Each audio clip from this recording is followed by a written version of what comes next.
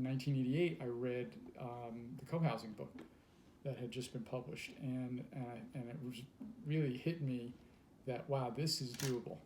This isn't as idealistic as I was so focused on before. But even though I read it in 88, it wasn't until 98. And meanwhile, Nancy and I got married in 94. No, before we got married, so we were dating, and Fred was talking all about community and how important it was, and he was really intense, right? And I was like, oh, I don't know. But then he had the book, and this is the first edition of the co-housing book, and I read it, and I was like, yeah, I want to do this, because I'd been longing for more community in my life, really ever since I left college, because college is real easy, but then you get out in the real world, you know, and it's harder to connect with people. So I think what was really appealing about co-housing was that there's no ideology, it's just people who want more community in their lives and more connection in their lives, and that's what still draws people here. I really think it was all about Nancy, because I hate doing things like presentations and public speaking and that sort of thing, and it took Nancy kind of, I had all this vision about how to get it started, but the thing of doing the presentation and putting myself out there was like, oh, I really hated doing that, and Nancy just walked us through it. She just said, okay, what's the first thing we got to do? And like you found the library room that we could do it in. And I think we wrote a presentation together. That probably took us like 3 or 4 months. But you know, it was like I'm comfortable with public speaking, so I was like, just tell me what to say, and I'll say it. And then he would answer all the questions. That's right. I'm happy answering questions, but when it comes to just like standing up and doing a talk, it's like, oh, you can't ever really get your head around the idea of it taking 4 years. And that, that's what we went through from the first meeting until the first move-in was right at 4 years. I mean, Linda moved in December of 2001, and she was the first move-in, and the first meeting was November of 97. 97. Yeah. And in those days, there wasn't really internet, so we just put flyers up everywhere. And the first meeting was probably got about 35 people. It was a really good turnout. Mm-hmm. And we just kept doing that on a regular basis. So like every couple of weeks, we do another presentation. Oh, sorry. So that's how we attracted people, was we just like kept getting the word out and kept doing meetings. I mean, our role was really just getting that first presentation out there, and then we had a plan for the first 3 meetings, because we knew that if you at any one time in an area, there's always people around who want to do community. And if you kind of summon that up and pull people together and get people excited, and you don't direct that into a really good movement that's going to go somewhere, it's like you're just wasting that resource. And I took that seriously, that like, well, we don't want to blow this. And first things we did, I think the first meeting that we did it in the library, 35 people came. And then the next meeting was at our house, because we wanted to emphasize, this is about people connecting with each other and make it really comfortable, not in something sterile like a library. And actually, a lot of people came. We barely fit them in the house, and maybe 15 people, which was pretty good, even though that was a lot less than the people in the initial one. It was good turnout. We had to focus on people listening to each other and just hearing from each other. But one of the first things we talked about did a little presentation about what's involved to do it. And that was important, because people saw, okay, wow, this isn't screw people just fooling around. They're really going to go through these steps of doing things.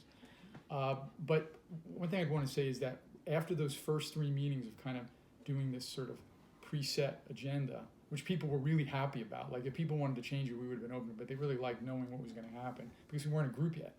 Then our goal was to just melt into the group and not continue to sort of run it, because it's got to be about the whole group. And you see how we're living here, when you think about it, there's no leader here, there's no, and sometimes people get upset about that, like where's the responsible person who's going to answer my questions? I mean, that's not the idea here at all, never has been. And I think the reason why this is a really good place to live, and it feels comfortable to be in community here for a lot of people, is that there's no coercion, there's nobody running the show. We're all doing it together.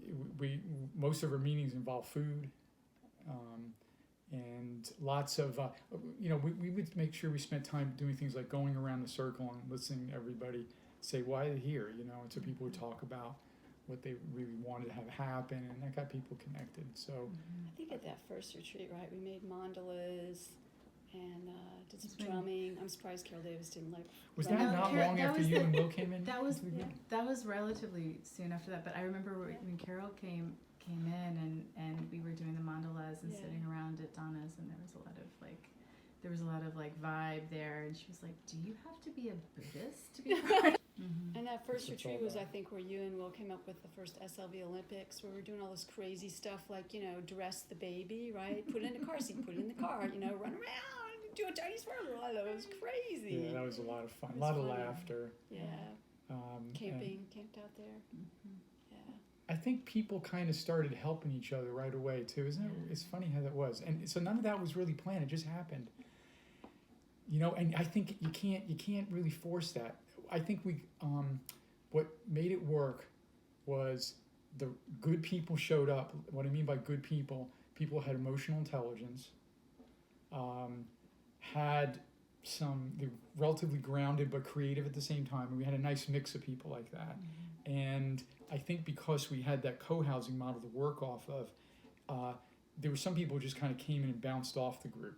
Right. Some folks early on, we knew that predicted would happen, that there'd be people who were very, very purist about things like this, like they really wanted to be super ecological, for example, and that's cool, but you can't really build a bunch of houses and have it be totally ecologically pure. So we had to work some of that stuff out. And I think we just got lucky that the core of the group, most of the people really wanted to just get serious about it and do it. And they were able to not be too rigid in their thinking. And so people were relatively rigid. Everyone was nice to each other. There's no ugliness about it, but they just kind of they lost interest in it. Yeah, I can't speak for other people. What I wanted to see happen was the creation of essentially a schoolroom or sanctuary that was about social change. And that's where I was coming from in the beginnings of it. And I really was a little concerned that co-housing was going to be maybe a sellout, and for me, that it wasn't going to be this commune, and it wasn't going to be, the spiritual community.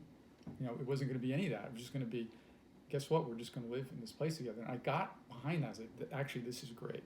But I didn't know what was going to happen. Maybe it would just be sort of a light version of community.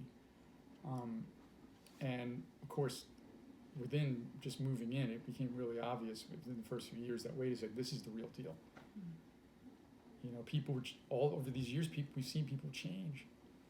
That's what I wanted to have happen. I wanted us to, I let go of this wholesale stepping outside of our crazy culture and doing something different.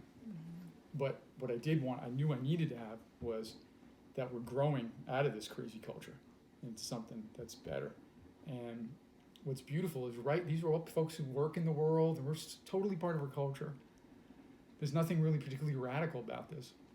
And the change that I'm seeing deep down with people is profound. Look what we're doing. We're doing consensus. That's amazing, right? I mean, we're actually making decisions without somebody telling anybody what to do, without people having power over each other, and it's non-coercive. And so that seems I'm used to it, but when I step back, I go, wow, cool.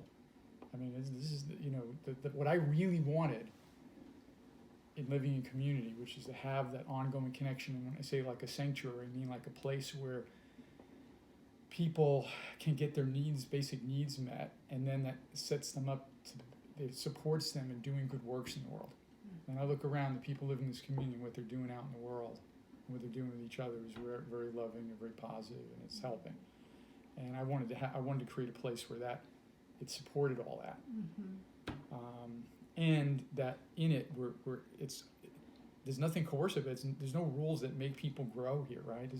Nobody has to really do much anything, and yet it's a schoolroom. We're having to really learn some lessons, even though nobody's the teacher teaching us. We're just kind of going through finding it out for ourselves. And when you see a number of adults who've really changed in some profound ways, in my opinion, over the years, and the children and the way they've developed here, I go, okay, totally worth it. Totally nailing the things I really wanted when I was 20, but I wasn't even able to articulate them. It was more, I was assuming it had to be this wholesale change, this radical change. I'm so grateful that it turns out that all you got to do is put people together like this, and they can still be in their same old houses and their same old jobs and same old economy and same old kind of crazy culture we have, and yet, wow, amazing that we can achieve this kind of village-like, tribal-like, you know, kind of ancient way of living that is probably what we're supposed to be doing, and it can happen here. It's interesting also because I know we've talked before about like the observing over the years how, you know, we all have rough edges and we all have our blind spots, and how living in a community like this or an environment like we get those mirrors, you know, that are put in front of our faces, but we have all these opportunities to make mistakes and then learn and grow, and then because those relationships are ongoing, you have these opportunities to make amends and to try something different, and then having seen people really, really deepen and grow and change without there being any kind of intentional program. No, it's mostly for making mistakes. Right, when you say that about the forgiving, you know, and there's no rule that you have to forgive people here, right? But what ends up happening for some reason is you're certainly going to stick your foot in your mouth. I did plenty of times, and just really kind of show your butt and make mistakes, and then you know, when we make mistakes, we don't know we're going to make them, right? It just kind of happens, and then it's like, and then you get to reflect because you're still around these people. You're not leaving them because you made a mistake or you're mad at them or something. You're kind of still here because you're invested in the community. And it's quite a change process. And I think that what's been really beautiful is people learning that, wow, I could screw up and look like a jerk, right?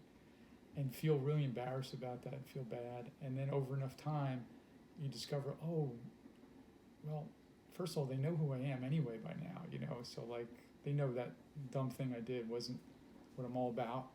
And it's sort of that, I don't know, things peel away. There's a lot of authenticity here that's powerful, change agent, I think, you know, having a place to be real. So no regrets about keeping this off? No, are you kidding me? No, life is so much richer. You know, because we end up influencing each other and seeing things other people are doing and doing things we probably never would have done had we lived somewhere else. Oh, Really, absolutely. I don't know what I would have done if it wasn't here.